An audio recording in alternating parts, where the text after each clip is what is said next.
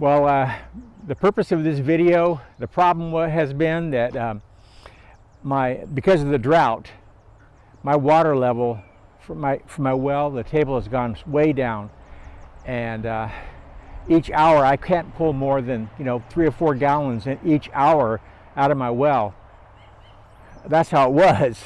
However, I've developed a fully autonomous system for my well and for the water system for my house that allows me to pull a certain amount per hour out of my well into a storage tank, and then from the storage tank I have a booster pump that pulls it out and delivers it to the house.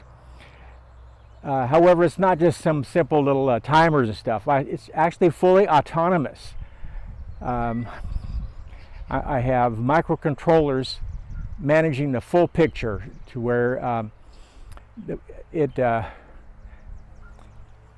monitors the flow rates of water going to from the submersible pump to the well, also flow rate and so forth from the bladder tank, or from the storage tank to the house. So anyway,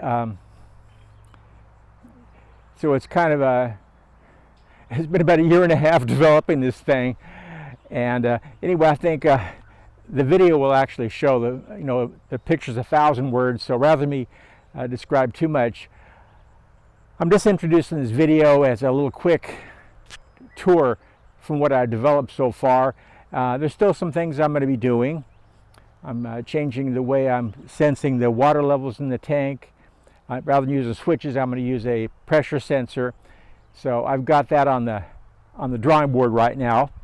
So I found the sensor and I'm going to order that and so forth, and some things like that. So anyway, this is going to be a quick tour just to see if anybody might be interested in this project, and if there are people that are interested, then I'd like to maybe develop further, give more details on how every individual part, particularly the circuit board that I developed and the software I developed on the low-level processing is done with a propeller microcontroller written in C, and the high-level processing is done with 2 Raspberry Pi modules running, working with Python, using a Python programming language.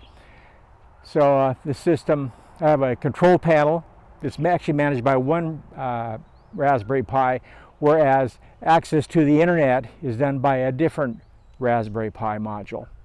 So anyway, it's this is just a introduction, just to give a taste of what I've got so far, and if there's any interest in more details, I'll be glad to expand the details and get more involved.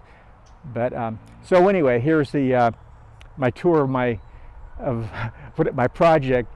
I call it my automated well project. So anyway, here goes.